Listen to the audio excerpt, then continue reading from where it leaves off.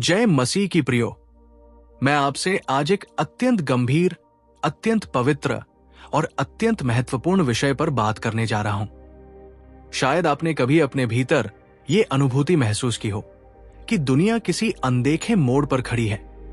एक ऐसा मोड़ जहां से वापस जाना संभव नहीं और आगे क्या है इसका अनुमान भी नहीं। हवा में एक अनकही बेचैनी है, एक अदृश्य हलचल है, जैसे समय स्वयं किसी बड़े परिवर्तन की तैयारी कर रहा हो। राष्ट्रों में तनाव, समुद्रों का गर्जन, समाज का नैतिक पतन, प्राकृतिक आपदाओं का बढ़ना, ये सब केवल समाचार नहीं है। ये वे संकेत है जिनकी गूंज बाइबल ने हजारों वर्ष पहले सुनवाई थी। आज हम इन्हीं संकेतों को समझेंगे और ये जानेंगे कि क्यों बहुत से बाइबल विद्वान, पादरी और शोधकर्ता 2027 से 2030 के बीच के काल को अत्यंत महत्वपूर्ण मानते हैं। इतना महत्वपूर्ण कि इसे नए युग के द्वार का आरंभ कहा गया है। प्रियो, कभी कभी इतिहास में ऐसे क्षण आते हैं जब समय स्वयं फुसफुसाता है, तैयार हो जाओ, कुछ होने वाला है। ये वही समय है। दुनिया एक विशाल लोडिंग स्क्रीन की तरह स्थिर दिखती है, लेकिन अंदर एक गहन आध्यात्मिक हलचल जारी है। ये वो क्षण है जब मनुष्य का हृदय भय और आशंका से भरा हुआ है। लोग अपने भविष्य को लेकर चिंतित है, दिशाविहीन है, भ्रमित है। लेकिन इस अराजकता के पीछे एक दिव्य सिम्फनी है, एक ऐसा संगीत जिसे केवल वही सुन सकते हैं जिनके कान आत्मिक है। परमेश्वर समय का महान संगीतकार है और इस युग का हर घटनाक्रम उस महान रचना का एक हिस्सा है जिसे उसने पहले ही लिख दिया है। यीशु ने मत्ती 24:6-8 में कहा कि युद्धों की चर्चा, अकाल, भूकंप और संकट होंगे, परंतु ये सब दुखों का आरंभ है। ध्यान दीजिए, आरंभ।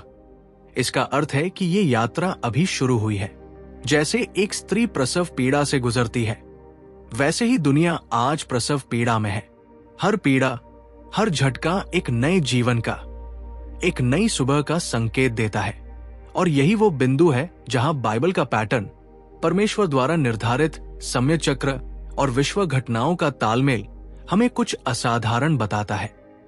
कुछ ऐसा जिसे बहुत कम लोग देखते हैं, समझते हैं और स्वीकार करते हैं। बाइबल समय को समझने के लिए एक दिव्य चाबी देती है। 1000 वर्ष का एक दिन, भजन 90:4। जब परमेश्वर ने 6 दिनों में सृष्टि की और 7वें दिन विश्राम किया, तो क्या यह केवल ऐतिहासिक घटना थी या एक भविष्य दृष्टि? क्या 6000 वर्ष का मानव इतिहास, आदम से लेकर आज तक, वे 6 दिन हैं? और क्या आगामी 1000 वर्ष मसीह का विश्राम काल, सहस्राब्दी है? ये प्रश्न आज दुनिया के लाखों विश्वासियों के मन में गूंजता है। यदि यीशु का जन्म लगभग 2 ईसा पूर्व हुआ और यदि 2 दिवसीय सेवकाई 2000 वर्ष अब समाप्ति के निकट है, तो क्या हम तीसरे दिन के प्रारंभिक क्षणों में प्रवेश करने वाले हैं?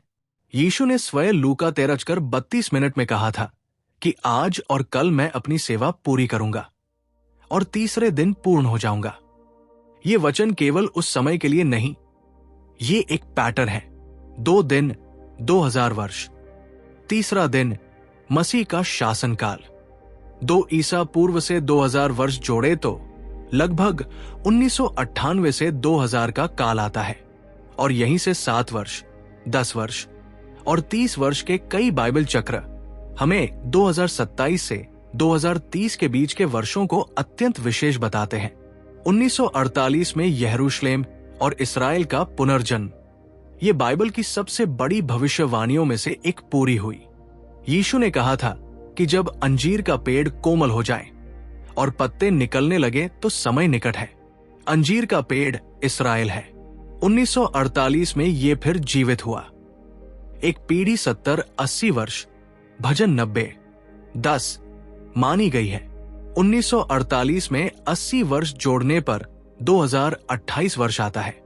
ये केवल अंकगणित नहीं, ये एक ऐसी समय रेखा है जिसमें कई बाइबल चक्र, यहूदी पर्व, जयंती वर्ष, जुबली, शेमिटा वर्ष और भविष्यवाणियां एक साथ आकर संकेत देती है कि कुछ बड़ा, बहुत बड़ा नजदीक है। परंतु ध्यान रखें, हम तारीखें नहीं बताते, क्योंकि मत्ती 24:36 कहता है कि दिन और घड़ी केवल पिता जानता है। हम पैटर्न देखते हैं, संकेत देखते हैं, समय का मौसम पहचानते हैं। और यीशु ने हमें इसके लिए कहा है, जब दुनिया में अंधकार बढ़ता है, जब नैतिकता गिरती है, जब मनुष्य का प्रेम ठंडा पड़ जाता है, तब पहचानो कि समय निकट है। मत्ती 24:12। जब राष्ट्र राष्ट्र के विरुद्ध उठते हैं, तब पहचानो कि द्वार पर खड़ा है। जब इस्राएल केंद्र में आता है, तब पहचानो कि समय तेजी से आगे बढ़ रहा है। हम आज आत्मिक रूप से रात के 4 बजे जी रहे हैं। ये रात का सबसे अंधेरा क्षण है, परंतु भोर का सबसे निकट।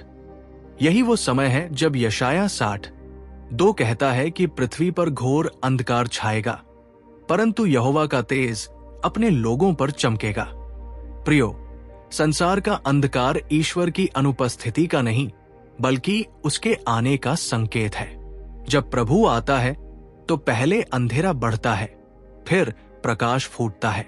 2027 का समय केवल एक संख्या नहीं, ये एक चेतावनी है, एक दिव्य अलार्म है, एक वेकअप कॉल है।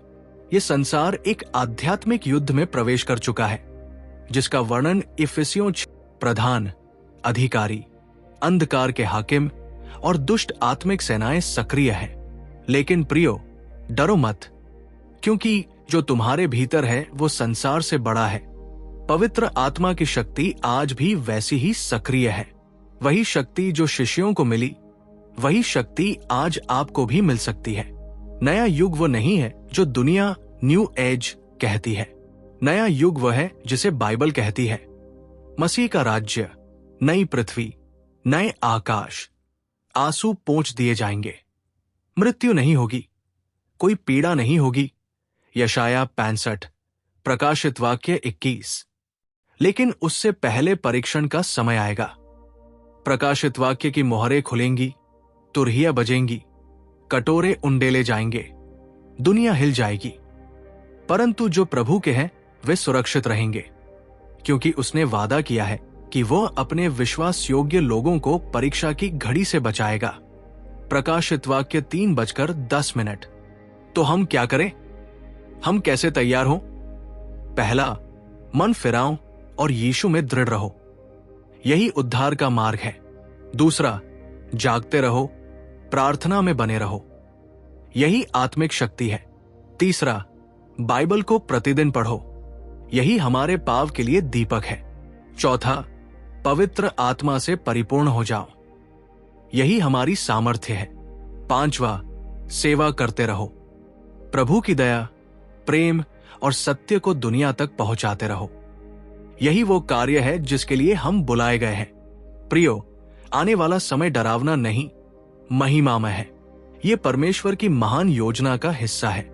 यदि आप मसीह में हैं, तो आप भय में नहीं बल्कि महिमा में प्रवेश करेंगे। याद रखें, सब बातें मिलकर भलाई ही उत्पन्न करती है। रोमियो 8:28। अब निर्णय आपका है। क्या आप जागेंगे? क्या आप तैयार होंगे? क्या आप इस संदेश को फैलाएंगे? क्या आप दुनिया के लिए प्रकाश बनेंगे? प्रभु आपको बुला रहा है। ये समय है उठने का, चमकने का और सत्य को घोषित करने का। परमेश्वर आपको आशीष दे, आपको सशक्त करे और आपको आने वाले युग के लिए तैयार करे। आमीन।